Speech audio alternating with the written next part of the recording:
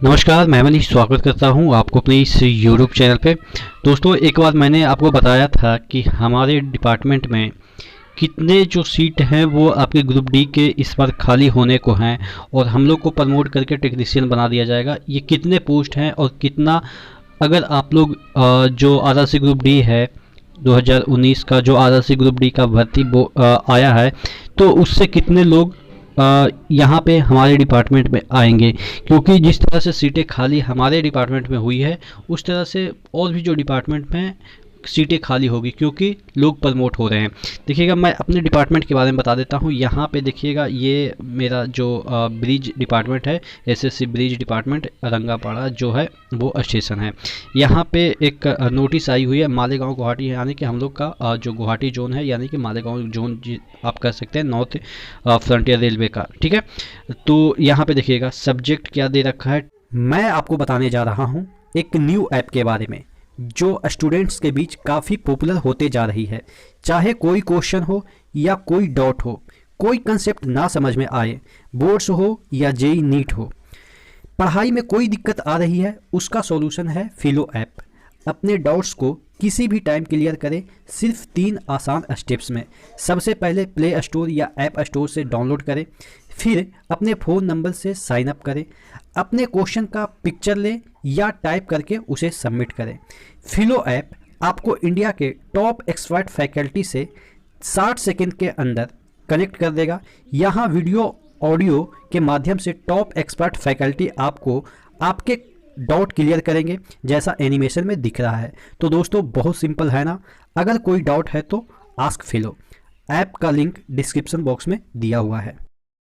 Trade test for post of tech 3 in pay band two RS 5200 से 20,200 plus 1900 grade pay bridge line.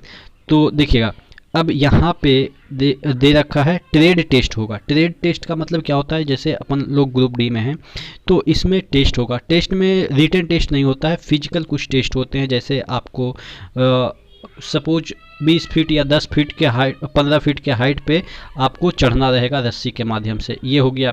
और कुछ जो आपने सीखा है उसके बारे में पूछा जाएगा, वर्बली पूछा जाएगा। जैसे वाइवा होता है ना आपके स्कूल वगैरह में, उसी तरीके से वाइवा टाइप का होगा कि आपसे कुछ प्रश्न पूछे जाएंगे कि सपोज एक इक्विपमेंट दे दिया जाएगा और पूछा जाएगा कि इसका क्या उपयोग होता है या इसका क्या नाम है। इस तरह से ट्रेड टेस्ट होता है। ठीक है, तो आप जैसे ही ग्रुप डी में आइएगा या कहीं भी ज्वाइन कीजिएगा, तो अगर आप प्रमोशन के लिए इस तरह से अप्लाई करते हैं तो आपको इस तरह से करना होता है, यानी कि आपको टेस्ट फिजिकली तौर पे दिया जाता है और वर्बली तौर पे, और वहीं पे आपका फाइनल हो जाता है कि आप पास हुए कि नहीं हुए। डिपेंड करता है कितने सीट है, उसके अकॉर्डिंग भी लोगों को पास किया जाता है। जैसे सपोज 10 सीट के लिए आपका ट्रेड टेस्ट हो रहा है और अप्लाई करने वाले हैं 20, तो 10 ही को पास करना होगा। लेकिन यहाँ पे देखिएगा, जो हमारे डिपार्टमेंट में आया हुआ है, कितने सीट आए हैं देखिएगा। डिफरेंट जो टेक्नीशियन 3rd ग्रेड में इरेक्टर का है, फिर डॉली मैन का है, आर वार्मर का है, फिर PN ड्रिलर का है। इतने सीट हैं। ठीक है, यहाँ पे OBC का आरक्षण नहीं मिलता है, तो UR में अप्लाई करेंगे OBC वाले। ठीक है, देखिए इस पे एक केस चल रही है कि जो प्रमोशन होता है उसमें OBC का भी आरक्षण होना चाहिए।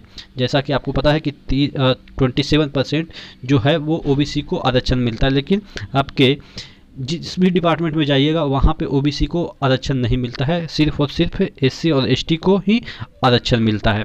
ठीक है, तो यहाँ पे आप देखेंगे कि कोई आरक्षण OBC को नहीं है। फिर भी अगर टोटल सीट की बात करें तो यहाँ हमारे जोन में 78 सीट है, यानी कि 78 ग्रुप डी वाले स्टाफ को टेक्नीशियन बनाया जाएगा हमारे डिपार्टमेंट की, यानी कि ब्रिज डिपार्टमेंट की। और हम लोग जो टोटल ज्वाइन किए थे, टोटल ग्रुप डी में ज्वाइन किए थे, वो थे 95 स्टूडेंट या आप कह सकते हैं कैंडिडेट ज्वाइन किए थे। पहले से जो ग्रुप डी में थे उनको हम लोग आने से पहले उन लोग को प्रमोट कर दिया गया था टेक्नीशियन में, यानी कि हम लोग फ्रेश ग्रुप डी वाले बंदे थे। यानी कि अभी तक इस जोन में 95 ही लोग 2018 वाला ज्वाइन किए थे। 95 लोग में से हर एक ऑफिस से तकरीबन 6 ऑफिस हैं और 2 ऑफिस और खुलने वाले हैं, सिलचर और आपके डिब्रूगढ़ में। तो यहाँ पे 95 में से ऑलरेडी बहुत सारे लोग रिजाइन दे दिए हैं। कितने लोग रिजाइन दे दिए? हमारे ही जगह से 2 लोग रिजाइन दे दिए हैं। और हर एक जगह से, यानी कि 4-5 ऑफिस, 6 ऑफिस मैंने बताया, तो हर जगह से 2-3 हमारे जगह कम ज्वाइनिंग हुआ था, इसलिए 2 ही रिजाइन दिए हैं। और भी अगर हम एनजेपी की बात करें तो वहाँ से 4 से 5 लोग रिजाइन कर चुके होंगे। क्यों कर चुके होंगे? क्योंकि उनका सिलेक्शन एएलपी या टेक्नीशियन या और भी कहीं अच्छी जगह हो गई होगी, तो जिसकी वजह से उन्होंने रिजाइन कर दिया है। तो अब इसमें से मुझे लग रहा है कि तकरीबन 20 लोग ऑलरेडी रिजाइन दे चुके होंगे, यानी कि 75 के अराउंड ही जो होंगे वो अभी हम लोग के बैच के होंगे। और सीट कितना निकला हुआ है? 78 निकला हुआ है। तो यानी कि लगभग अब सभी को इसमें प्रमोशन मिल जाएगा। कुछ बताएं या ना बताएं, ट्रेड पास हो ही जाता है, क्योंकि सीट के अकॉर्डिंग ट्रेड पास किया जाता है। नहीं भी कुछ बताएंगे तो उनके पास सीट खाली नहीं छोड़ते हैं, वो पीछे वो मतलब कि पास ही कर देते हैं। तो अब कहेंगे कि ये सभी लोग, हम सभी लोग अगर पास हो जाएंगे तो ग्रुप डी में कौन रहेगा? तो मतलब कि जो हेल्पर या क्लासी जिसे कर सकते हैं, या आप असिस्टेंट कर सकते हैं, तो इसमें कौन रहेगा? तो ये वाला जो वैकेंसी जैसे ही हम लोग के प्रमोशन की वजह से खाली होगी तो आप लोग के द्वारा भरी जाएगी। यानी कि यहाँ पे आप मान के चलो कि 80 से 85 सीट, सॉरी 95 सीट, क्योंकि और भी लोग रिजाइन दे चुके हैं, तो 100 सीट आप मान के चलो, क्योंकि और भी 100 नहीं, क्योंकि 2 और भी जनरेट हो गए हैं ऑफिस। तो ब्रिज डिपार्टमेंट में कम से कम तो आपको 150 सीट खाली मिलेंगे आपके लिए, ठीक है।